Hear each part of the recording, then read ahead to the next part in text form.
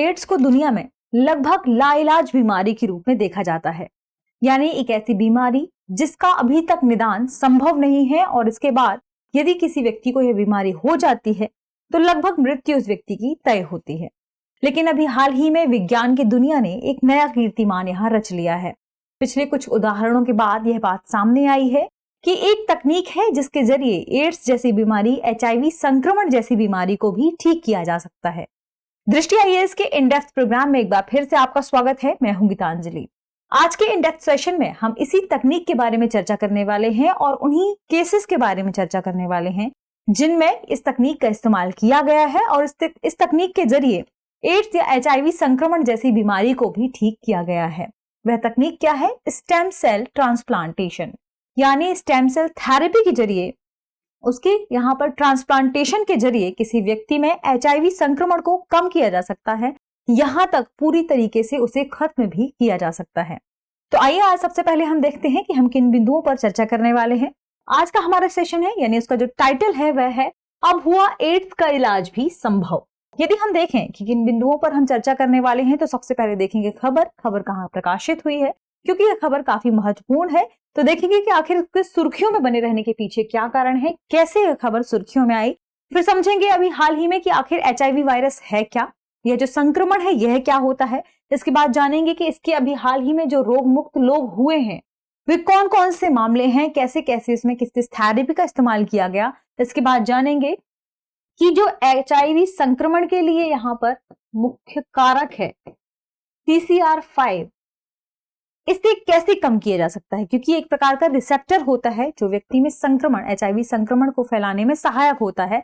तो इसे कम करने के लिए एक तकनीक का इस्तेमाल किया गया है जिसे कहा गया है CCR5 म्यूटेशन या CCR5 में किसी प्रकार का उत्परिवर्तन। यह तकनीक क्या है इसके बारे में जानेंगे। फिर आज के सेशन पर आधारित एक प्रश्न होगा जिसका जवाब आपको कमेंट सेक्शन में देना है। तो हम सभी जानते हैं कि HIV को दुनिया भर में एक ऐसी बीमारी के रूप में देखा जाता है जिसका इलाज लगभग असंभव है, लेकिन फिर भी इसका इलाज संभव हो गया है। क्योंकि HIV वायरस या यह संक्रमण जब किसी व्यक्ति को फैलता है तो देखा जाता है कि उस व्यक्ति की रोग प्रतिरोधक क्षमता लगभग खत्म हो जाती है और एक ऐसी स्थिति आती है जब उसे एड्स जैसी बीमारी हो जाती है। एड्स बीमारी वह स्थिति होती है उस व्यक्ति की, HIV के उस संक्रमण की वह स्थिति होती है जब व्यक्ति को HIV वायरस के जरिए भी संक्रमण फैलने लगता है, यानी इसके जरिए भी व्यक्ति की तबीयत खराब हो जाती है। क्योंकि शुरू में जो स्थिति होती है उसमें आपको बीमारी के प्रति जो रोग आपकी क्षमता है, प्रतिरोधक क्षमता है, वह कम होती है। लेकिन जब एड्स हो जाता है तब आपकी खुद की इसी वायरस की वजह से भी कंडीशन काफी खराब हो जाती है और एक ऐसी स्थिति आती है जिसमें आप अपनी तबीयत को या कहें अपनी क्षमता को, शरीर की जो क्षमता है वह लगभग खत्म हो जाती है और उसके बाद व्यक्ति की मृत्यु हो जाती है। तो आप समझ सकते हैं जब मृत्यु जैसी स्थिति है तो ऐसे में यह एक जो नई तकनीक अभी सामने आई है, यह जो नया तरीका सामने आया है व्यक्ति की प्रतिरोधक क्षमता को बढ़ाने का और इन सेल्स को कम करने का जो व्यक्ति के शरीर में ऐसे वायरस को फैला रहे हैं, ये काफी महत्वपूर्ण है। तो आइए देखते हैं सबसे पहले कि यह खबर कहाँ थी। खबर द इंडियन एक्सप्रेस से हमने ली है। खबर क्या है? Third patient is cured of HIV, how did this happen and what are its implications. तो यहाँ पर हम इसी के बारे में जानने वाले हैं कि जो अभी तीसरा पेशेंट HIV से पूरी तरीके से ठीक हुआ है, क्योर हुआ है, इसमें किस किस चीजों का इस्तेमाल किया गया है, यह कैसे संभव हुआ है, इसके इम्प्लीकेशंस क्या है। यहाँ पर हम देखें यदि कि यह सुर्खियों में क्यों आ गई है, चर्चा में बने रहने के पीछे क्या कारण है, तो अभी हमने चर्चा की कि HIV से दुनिया भर में तीसरे व्यक्ति को अभी हाल ही में ठीक किया गया है, जो कि व्यक्ति जर्मनी का था जिसकी उम्र 53 वर्ष है। यानी इस व्यक्ति को अभी हाल ही में HIV वायरस के संक्रमण से ठीक किया गया है और ये दुनिया का तीसरा व्यक्ति ऐसा होने वाला बन गया है। यदि हम बात करें कि इसमें किस तकनीक का इस्तेमाल किया गया है तो इसमें तकनीक का इस्तेमाल किया गया है स्टेम सेल थेरेपी का, और इसके इस्तेमाल के जरिए उसमें कुछ म्यूटेशन किए गए हैं और उसके बाद उस व्यक्ति की जो स्थिति है वह पहले से काफी बेहतर हो गई है। इसके पहले ये व्यक्ति यहाँ पर कई प्रकार की दवाओं का संयोजन ले रहे थे, जिसके बाद जो कि HIV वायरस से यहाँ पर निजात पाने इसके प्रबंधन का एक तरीका माना जाता है। लेकिन इसके बाद जब इसमें स्टेम सेल थेरेपी का इस्तेमाल किया गया तो उसके बाद उस व्यक्ति की तबीयत यहाँ पर ठीक हो गई। यहाँ किस चीज का इस्तेमाल किया गया, कैसे जेनेटिक मॉडिफिकेशन का तरीका, क्योंकि यहाँ पर इस्तेमाल किया गया है स्टेम सेल के जरिए तो वे विशिष्ट HIV प्रतिरोधी आनुवांशिक उत्परिवर्तन का इसमें इस्तेमाल किया गया और इसके बाद इस व्यक्ति में bone marrow stem cell transplant हुआ। इसके बाद यह व्यक्ति ठीक हुआ। इस वजह से यह पूरी जो खबर है काफी महत्वपूर्ण हो जाती है। अब यहां जानना जरूरी है कि आखिर HIV है क्या। HIV क्योंकि हम सभी जानते हैं क्या है, ह्यूमन यहाँ पर इम्यून सिस्टम है जो उसको कमजोर करने की एक स्थिति है। ह्यूमन इम्यूनो डिफिशियंसी वायरस इसके रूप में इसे जाना जाता है। तो यहाँ पर आपकी इम्यून सिस्टम को जो डिफिशियंस करे, खराब करे, कम करे, एक ऐसे वायरस का जब आपके शरीर में प्रवेश हो जाता है, उसका प्रकोप हो जाता है, तो ऐसी स्थिति को क्या कहा जाता है, HIV रोगी। यदि हम बात करें कि इसमें क्या होता है, तो दरअसल जब किसी व्यक्ति को HIV वायरस का संक्रमण हो जाता है तो उसके शरीर की प्रतिरक्षा प्रणाली कमजोर हो जाती है।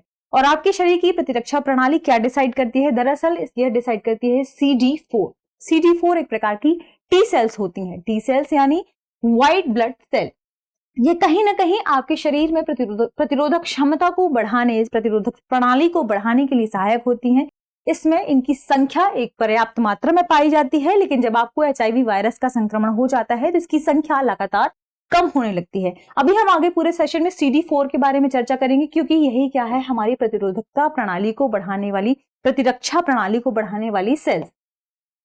तो यहाँ पर इसका जब प्रकोप होता है तो व्यक्ति की जो मानव प्रतिरक्षा प्रणाली है वह गंभीर रूप से इसको नुकसान पहुंचता है और रोगों के प्रति जो आपकी लड़ने की क्षमता है, आपके शरीर की क्षमता है, वह यहाँ पर कम हो जाती है और अंततः खत्म तक हो जाती है। ऐसी स्थिति में व्यक्ति को कई प्रकार के गंभीर संक्रमण हो जाते हैं और कैंसर की भी संभावना सबसे अधिक हो जाती है।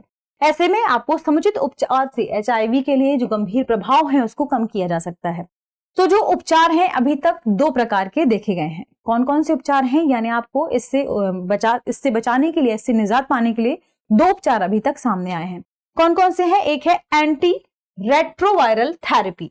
अब एंटी रेट्रोवायरल थेरेपी के बारे में यदि हम बात करें तो यह एक प्रकार की दैनिक यानी डेली लेने वाली दवाओं का संयोजन है।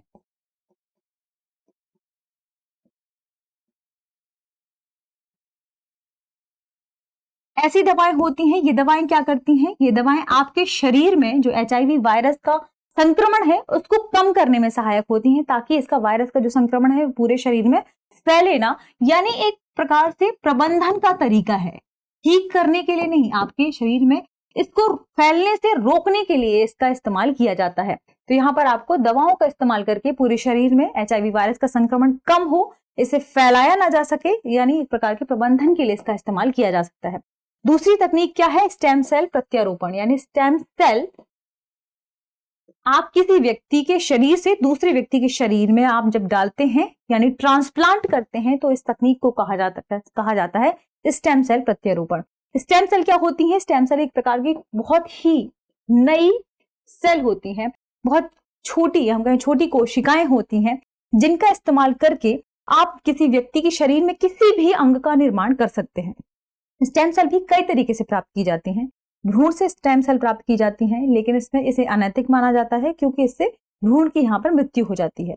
दूसरा तरीका है आप गर्भनाल से स्टेम सेल प्राप्त करते हैं, जो कि सबसे ठीक तरीका माना जा सकता है। और तीसरा वयस्क से, किसी व्यक्ति से आप स्टेम सेल प्राप्त कर सकते हैं, बोन मैरो के जरिए भी आप स्टेम सेल यहाँ से प्राप्त करते हैं। तो यहाँ पर सबसे बेहतरीन तरीका माना जाता है जब गर्भनाल के जरिए स्टेम सेल यहाँ पर प्राप्त किया जाए। तो इस थेरेपी के जरिए या तो आप वयस्क से स्टेम सेल ले सकते हैं, इन स्टेम सेल का इस्तेमाल करके किसी व्यक्ति के अंग तक का निर्माण किया जा सकता है, क्योंकि हम सभी जानते हैं कि सेल यानी कोशिका के बाद ऊतक बनते हैं और ऊतकों के संयोजन से क्या बनता है, अंग। तो ऐसे में अंगों के निर्माण के लिए ये जो स्टेम सेल है काफी यहाँ पर सहायक होती हैं। इसलिए स्टेम सेल ट्रांसप्लांटेशन का इस्तेमाल करके यहाँ पर इस तरीके से कैंसर का इलाज भी संभव हुआ है। लेकिन कैसे स्टेम सेल जो आपकी कैंसर के लिए सहायक है यहाँ पर सेल, उसको भी यहाँ पर बनने से रोके, ऐसे स्टेम सेल का यहाँ पर इस्तेमाल किया जा सकता है। तो ये कुछ खास व्यक्तियों में ही इस प्रकार की यहाँ पर सेल्स पाई जाती हैं। जो व्यक्ति कहाँ पर निवास करते हैं, इसमें लगभग यूरोप के कई प्रतिशत ऐसे लोगों को देखा गया है जिसमें 2 प्रतियां भी पाई जाती हैं ऐसी, और कुछ लोगों में ऐसे भी देखा गया है जिनमें ऐसे स्टेम सेल की या कहें कि ऐसे म्यूटेशन की 1 प्रति पाई जाती है। अब यहाँ पर हम बात करेंगे ही HIV वायरस के संदर्भ में ही कि आखिर जो अभी हाल ही में कुछ मामले देखे गए हैं, जो लोग ठीक हुए हैं इससे, वे मामले क्या हैं। इसमें एक मामला है टिमोथी रे ब्राउन का, जिसे बर्लिन पेशेंट के रूप में भी जाना जाता है, क्योंकि ये फर्स्ट पेशेंट है, ऐसा पहला व्यक्ति था जो एचआईवी के संक्रमण से ठीक हुआ था। तो ये काफी महत्वपूर्ण केस है। इस व्यक्ति को रक्त कैंसर हुआ था, जिससे बचाव के लिए इसने वर्ष 2007 और 2008 में 2 बार स्टेम सेल यहाँ पर प्रत्यारोपण ट्रांसप्लांटेशन करवाया था, जिसमें जब आप स्टेम सेल का यहाँ पर इन्होंने ट्रांसप्लांटेशन करवाया तो इसके जरिए इनका एचआईवी संक्रमण भी ठीक हो गया। एचआईवी संक्रमण जब इनका ठीक हो गया तो एक दुनिया के ऐसे पहले व्यक्ति बन गए जिन्होंने यहाँ पर एचआईवी को हराया। इसमें इस व्यक्ति के CCR5 जो कि एक प्रकार का रिसेप्टर होता है आपके शरीर में वायरस के प्रवेश के लिए, इसकी म्यूटेशन का इस्तेमाल किया गया। स्टेम सेल थेरेपी के जरिए ही यहाँ पर CCR5 डेल्टा 32 अनुवांशिक उत्परिवर्तन या हम कहें जेनेटिक यहाँ पर म्यूटेशन का इस्तेमाल करके इस व्यक्ति को ठीक किया गया। दूसरा मामला क्या था, एडम कैस्टेल्जो का, जो कि कहां से संबंधित है, लंदन से, जिन्हें क्या कहा गया, जिन्हें इनका नाम दिया गया लंदन पेशेंट। लंदन के एक रोगी के संदर्भ में इन्हें संदर्भित किया जाता है। ठीक इसी का इस्तेमाल करके, इसी तरीके का इस्तेमाल करके इन व्यक्ति का भी इलाज किया गया। तीसरा मामला क्या है, डसेल फोर्स रोगी, जो कि जर्मनी का ही मामला है, जो कि तीसरा मामला है। और अभी इनका भी रक्त कैंसर का ही इलाज हुआ था, जिसमें स्टेम सेल प्रत्यारोपण का इस्तेमाल किया गया, जिससे शरीर में इनके वायरस का जो स्तर है इसको नियंत्रित किया गया। और नियंत्रित करने के साथ साथ, चूंकि हम सभी जानते हैं कि शुरू में जब इन्हें पता चलता है कि इन्हें एचआईवी वायरस है, तो यहाँ पर एंटी रेट्रोवायरल थेरेपी का इस्तेमाल किया जाता है। लेकिन बाद में जब इन्होंने स्टेम सेल थेरेपी का इस्तेमाल किया तो एचआईवी वायरस से इन्हें मुक्ति मिल गई और ये दुनिया के तीसरे व्यक्ति बन गए जिन्हें एचआईवी वायरस से ठीक किया गया। अभी हाल ही में कुछ और भी मामले देखे गए हैं। वर्ष 2022 में 2 मामले, the city of hope patient और न्यूयॉर्क पेशेंट, इन 2 मामलों में भी इसी तरीके से स्टेम सेल थेरेपी का इस्तेमाल किया गया है। अभी हाल ही में वे परीक्षण में भी है और निगरानी में भी है कि देखा जा रहा है कि आने वाले समय में कहीं यह वायरस है वह वापस तो नहीं आ रहा है, इसलिए अभी इसके बारे में कोई खास चर्चा नहीं हुई है। इनके साथ भी स्टेम सेल थेरेपी का इस्तेमाल किया गया। लेकिन जो न्यूयॉर्क वाला मामला है, न्यूयॉर्क पेशेंट है, इनके पास इन्हें 2 तरीके से स्टेम सेल थेरेपी दी गई है। दोहरी स्टेम सेल थेरेपी का इनके साथ इस्तेमाल किया गया है। पहली स्टेम सेल थेरेपी किससे, शिशु की गर्भनाल से जो स्टेम सेल प्राप्त हुई थी उसके जरिए दी गई है, और दूसरी दी गई है एक वयस्क से जो स्टेम सेल प्राप्त हुई थी। देखना है, इन्हें ऑब्जर्वेशन में भी रखा गया है कि अब आगे क्या स्थिति बनती है। ये तो हमने देखा अभी हाल ही के मामले के संदर्भ में। अब हम बात करेंगे आखिर यह CCR5 म्यूटेशन या उत्परिवर्तन है क्या, जिसके जरिए लोग ठीक हो रहे हैं। अभी हमने बात की थी CD4 के बारे में, यानी एक प्रकार की टी सेल जो व्यक्ति के शरीर में रोग प्रतिरोधक क्षमता को बढ़ाती है। तो इस टी सेल को नष्ट करने वाली जो रेप्लिकेटर होते हैं या हम कहें कि रिसेप्टर होते हैं, कुछ ऐसे रिसेप्टर होते हैं जिन्हें क्या कहा जाता है, CCR5। ये रिसेप्टर आपकी शरीर में जो हमारी C4 सेल है यहाँ एक HIV वायरस के प्रवेश को सहायक बना देते हैं, इनके द्वार के रूप में कार्य करते हैं। तो HIV वायरस के प्रवेश को रोकने के लिए CCR5 म्यूटेशन का इस्तेमाल किया गया, जिसके जरिए यहां पर इसे क्या कहा गया कि CCR5 इसमें म्यूटेशन किया जाए ताकि इस द्वार को यहां बंद कर दिया जाए और CD4 की लगातार संख्या बढ़ती जाए, क्योंकि इनकी संख्या जब बढ़ती है तो व्यक्ति की शरीर की रोग प्रतिरोधक क्षमता भी बढ़ती है। और यह रोकता है क्या, CCR5 को कम करने के लिए, खत्म करने के लिए ही CCR5 यहां म्यूटेशन या हम कहें अनुवांशिक परिवर्तन की यहां जरूरत पड़ती है। अब यदि हम बात करें HIV के बारे में, तो हम सभी जानते हैं इसे क्या कहा जाता है, ह्यूमन इम्यूनोडेफिशिएंसी वायरस, जो कि मुख्य रूप से मानव शरीर में CD4 प्रतिरक्षा कोशिकाओं पर हमला करती है, जिसके बारे में हमने अभी बात भी की। तो जब ये प्रतिरक्षा कोशिकाओं पर जब हमला कर देता है तो कोई भी व्यक्ति, उसका शरीर यहाँ पर कमजोर हो जाता है और द्वितीय संक्रमणों से लड़ने की उसकी क्षमता यहाँ पर कम हो जाती है, जिससे संक्रमित व्यक्ति का अनुवांशिक उत्परिवर्तन करना जरूरी हो जाता है। तो ये अनुवांशिक उत्परिवर्तन कैसे होता है, कुछ लोग हैं यूरोप में जो पहले से ऐसे पाए जाते हैं जिनके शरीर में, बॉडी में ऐसा म्यूटेशन उपलब्ध है, ऐसा जेनेटिक म्यूटेशन या कहें ऐसा जीन उपलब्ध है। इस जीन का ही इस्तेमाल करके स्टेम सेल थेरेपी के जरिए, ट्रांसप्लांटेशन के जरिए फिर दूसरे व्यक्ति में इसका इस्तेमाल किया जाता है और व्यक्ति फिर ठीक हो जाता है। यानी CD4 के बारे में अभी हमने चर्चा की और CCR5 के बारे में चर्चा की। ये एक प्रकार के रिसेप्टर होते हैं जो HIV वायरस को रिसीव करते हैं और फिर व्यक्ति के शरीर में प्रवेश करवाते हैं।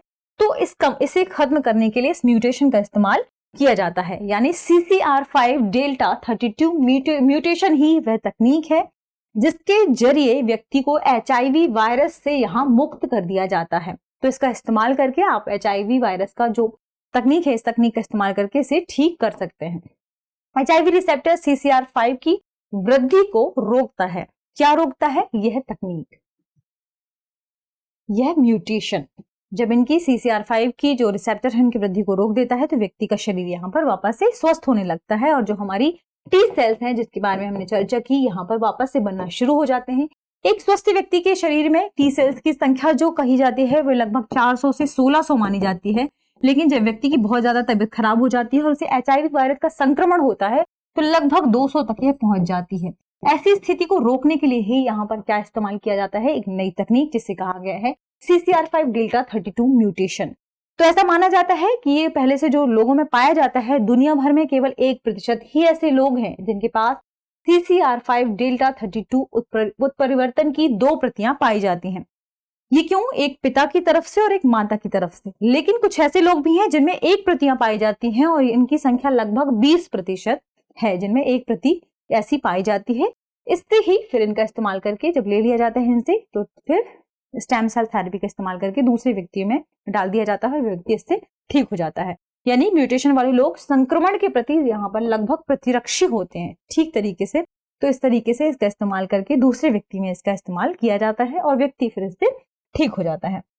अब हम बात करें यदि कि आज के सेशन में हम जिन जिन बिंदुओं पर चर्चा करें उस पर आधारित कौन सा प्रश्न फ्रेम किया जा सकता है, तो प्रश्न है निम्नलिखित में से कौन सा से कथन सही है या है।